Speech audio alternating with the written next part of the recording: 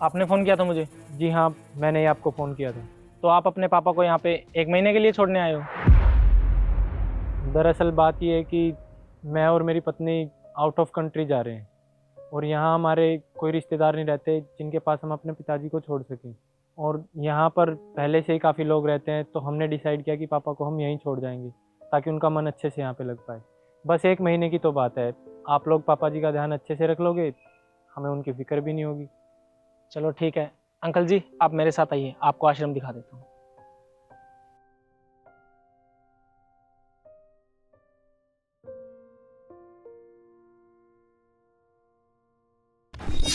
अब तुम खड़े होके यहाँ पर क्या देख रहे हो? इन लोगों का रोज का काम है, कोई ना कोई आता ही रहता है। तुम्हारे पापा को अच्छे से संभाल लेंगे। हो गया ना हमारा काम, चलो अब यहाँ से। सुनो, जी हाँ, बोलिए। तुम्हें ना अपने पापा को सब सच बता देना चाहिए, उनसे झूठ मत बोलो। क्या आप कहना क्या चाहते हो? मेरा कहने का मतलब ये है कि मुझे यहाँ काम करते हुए 5 साल हो गए हैं। तुम्हारे जैसे लोग यहाँ हर रोज आते हैं, जो अपने माँ बाप को यहाँ छोड़ के जाते हैं और उनसे बोलते हैं कि हम 1 हफ्ते या 1 महीने में आ जाएंगे उनको वापस लेने, लेकिन वो कभी नहीं आते। और अगर उनके माँ बाप उनको फ़ोन करने की कोशिश भी करते हैं तो या तो वो फ़ोन उठाते नहीं है या फिर उनका फ़ोन स्विच ऑफ आता है। इसलिए मैं तुमसे कह रहा हूँ कि तुम अपने पिताजी को सब सच सच बता दो, क्योंकि किसी को झूठा दिलासा देने से अच्छा है कि उसको सच्चाई बता देनी चाहिए। एक्सक्यूज मी, आपसे किसी ने फ्री का ज्ञान मांगा तो आप हमें दे क्यों रहे? और वैसे भी वो हमारे पापा हैं, हम उनसे सच बोले झूठ बोले कुछ भी बोले, आपको क्या मतलब है उससे? आप ना अपने काम से काम रखिए, समझे आप? और तुम यहाँ खड़े होकर इनकी बात क्यों सुन रहे हो? हम लेट हो रहे हैं ना, चलो यहाँ से। बेटा,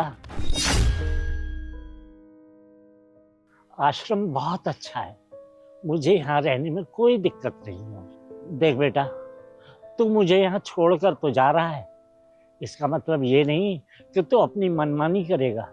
और हाँ बेटा, गाड़ी थोड़ी धीमे चलाना और बहू का ख्याल रख। ठीक है पापा, आप हमारी फिक्र मत कीजिए, मैं अंशी का अच्छे से ध्यान रखूंगा। आप भी अपना अच्छे से ध्यान रखें। ठीक है पापा जी, हम चलते हैं, चलो।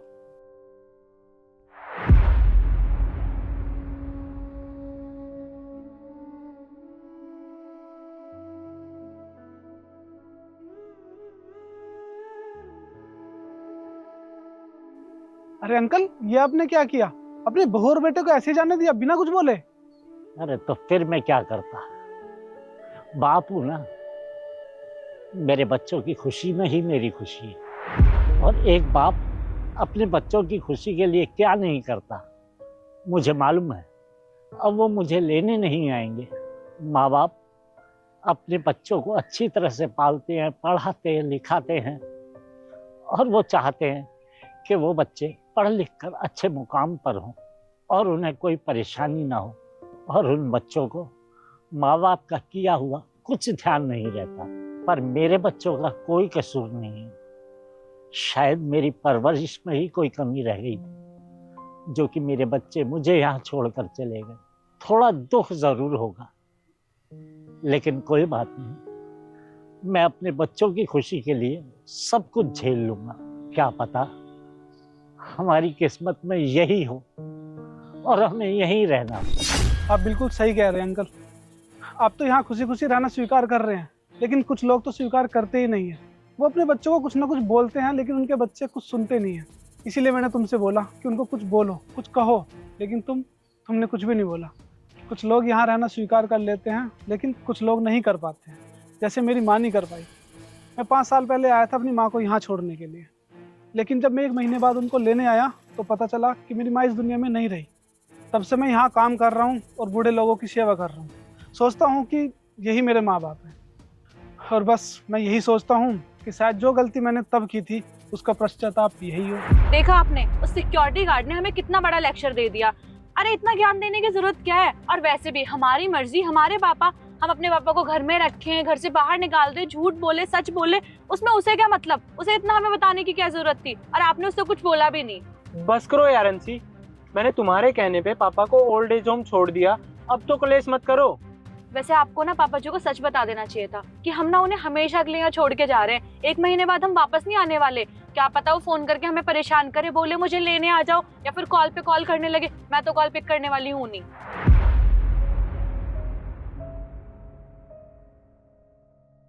आपने तो यहाँ रहना स्वीकार कर लिया है, तो फिर ठीक है, अब इस मोह माया को छोड़ के अपने भजनों में लगिए, ऊपर वाले का ध्यान रखिए, और किसी चीज की चिंता हो तो मुझे बताइएगा। तुम्हें पता है ये बात कितनी कहना आसान होती है, लेकिन बच्चों के बगैर माँ बाप रह नहीं सकते।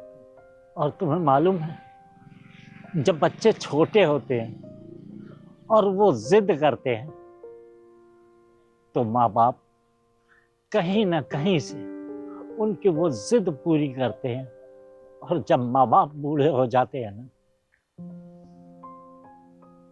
तो माँ बाप की छोटी छोटी जरूरतें बच्चों को बोझ लगने लगती हैं, और माँ बाप अपनी छोटी छोटी जरूरतों के लिए बच्चों पर निर्भर हो जाते हैं। मैं अपने बच्चों पर बोझ नहीं बनना चाहता, मैं हर समय उन्हें खुश देखना चाहता हूँ, चाहे मुझे कितना भी दुख क्यों न झेलना पड़े। और बेटा, मुझे मालूम है कि वो मुझे यहाँ छोड़ कर गए हैं, वो मुझे कभी लेने नहीं आएंगे, और मैं उनसे शिकायत भी नहीं करूँगा कि तुम मुझे यहाँ क्यों छोड़ कर गए। और मैं तो यही चाहूँगा कि मेरे बच्चे कहीं भी रहें, किसी भी हाल में रहें, लेकिन खुश रहें। अंकल जी, आप परेशान मत होइए। जब आपके बहू बेटे के बच्चे होंगे ना, और वो बड़े होंगे और वो उनके बुढ़ापे में उन्हें यहाँ छोड़ के जाएंगे, तब उनको एहसास होगा कि आज उन्होंने तुम्हें यहाँ छोड़कर कितनी बड़ी गलती की है। नहीं नहीं, मेरे बच्चों के बारे में आप ऐसा मत कहिए। शायद भगवान ने यही सोचा होगा हमारे लिए। चलिए चलिए, मुझे मेरा कमरा दिखा दीजिए।